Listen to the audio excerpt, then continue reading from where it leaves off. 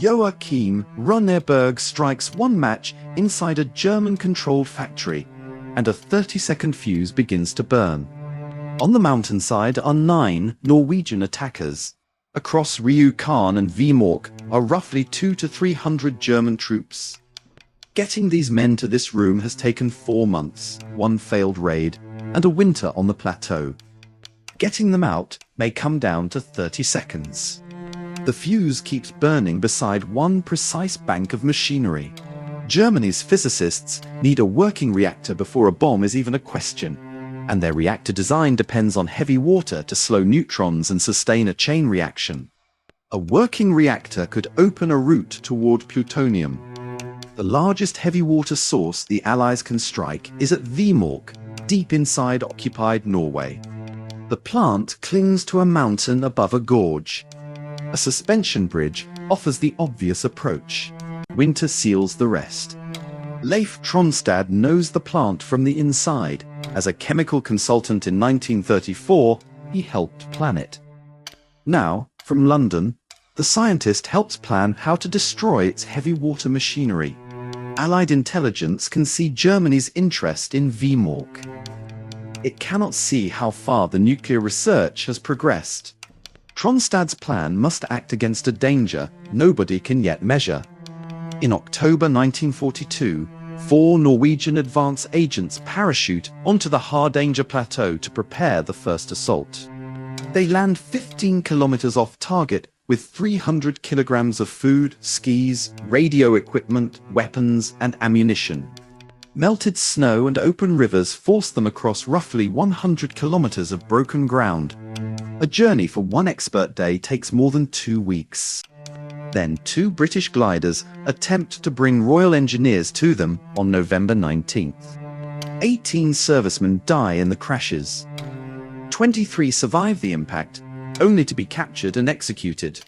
All 41 British men involved in the operation are dead. Documents recovered from the wreckage reveal Vemork as the target. Single guards become double guards. Mines appear. Floodlights can turn the factory grounds bright as day. And the 4 Norwegians are still on the plateau, above a guard force that now knows someone is coming. Their leader, Jens Anton Paulsson, moves the team into a hunting cabin absent from the map. They wait there for 3 months while German raids and arrests move through the valley below. Their contact is arrested. A radio direction-finding car appears in Rjukan. Patrols head toward the mountains, and every house in Rjukan and the Vestfjord Valley is searched. When their food contact disappears, 2 weeks of supplies collapse to oats, margarine, sugar, and Iceland moss dug from the snow and boiled for almost no nourishment. 3 men become too weak to leave their beds. Paulsson stays up by thinking about the reindeer steaks he used to hunt in these mountains. On Christmas Eve, he finally returns with reindeer meat. To fight scurvy, the men mix the animal's stomach contents with blood and fat, and keep waiting. In February, 6 reinforcements parachute roughly 50 kilometers away. The worst storm the 4 have seen holds the teams apart for another week. When the 6 finally reach the cabin, there are 10 men. Knut Haugland remains with the radio. 9 will go down. Joachim Runnerberg is 23 years old. He leads the attack.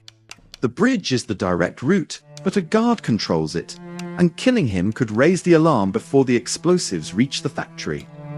Beneath the bridge is the gorge, a route local contacts consider impossible. The day before the raid, Claus Hellberg walks the valley road in daylight, slips down to the river ice, and finds a climb up the factory side. The Germans believe no one will try the gorge. The Norwegians doubt them. 5 men will cover the guardhouse and entrances. 4 will carry the explosives toward the heavy water cellar. The challenge is... to Piccadilly? The answer? Leicester Square. More important is the standing order.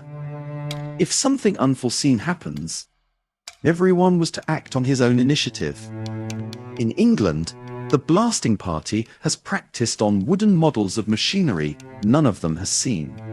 Every explosive load and fuse has been cut to fit those models before the men ever touch the real equipment.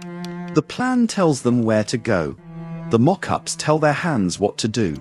The initiative order tells them how to survive when either one fails. On February 27th, violent wind erases the valley. Helberg will later write, "The weather could not have been better. Nobody else is outside.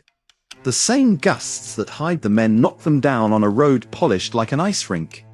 They descend into the gorge, wade through water running above the river ice, and climb toward the railway on the far side. The tracks lead uphill beneath the guarded bridge and into the factory's shadow. 500 meters from Vemork, the 9 stop and repeat every assignment. At midnight, the bridge guards change shifts. The Norwegians wait another 30 minutes for the relieved men to return to the guardhouse and fall asleep.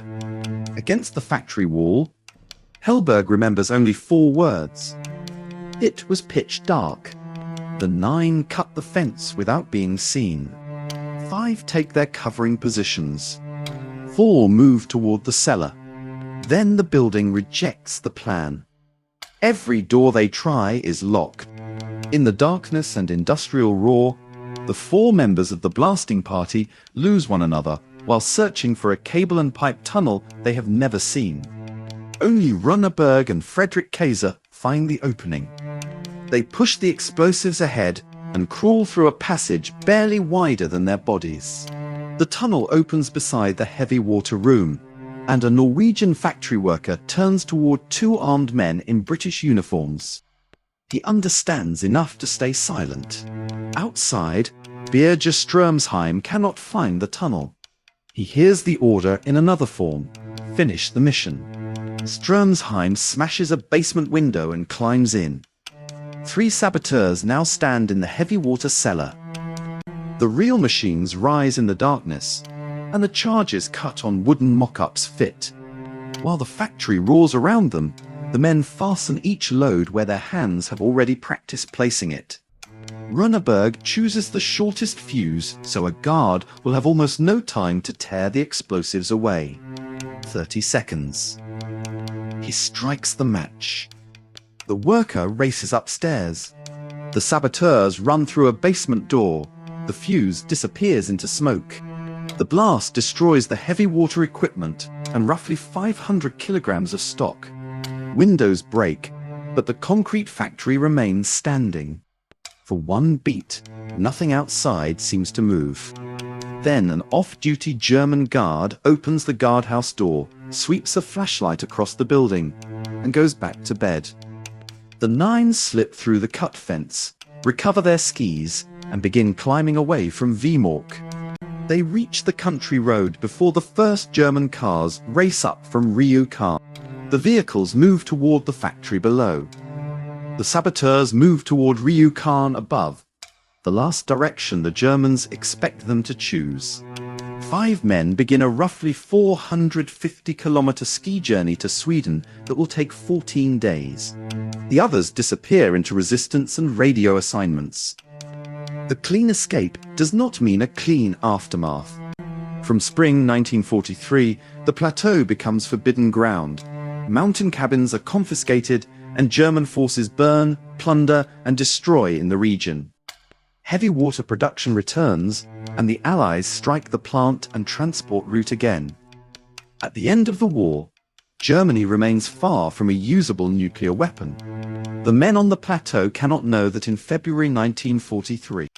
They know that 41 men are already dead, that Germany wants this scarce material, and that nobody can tell them what leaving it untouched will mean. Their achievement is not certainty. It is precision under uncertainty. 9 men destroy a real choke point without a firefight and escape before the garrison understands what happened. Today, a museum holds a small post-war Vemork vial, reportedly like the commemorative vials later given to the saboteurs. It is not liquid recovered from the ruined cellar. It is an honest surviving object from what the story became. The blast takes 30 seconds. The courage lies in the 4 months before the match, when nobody yet knows how the story will end.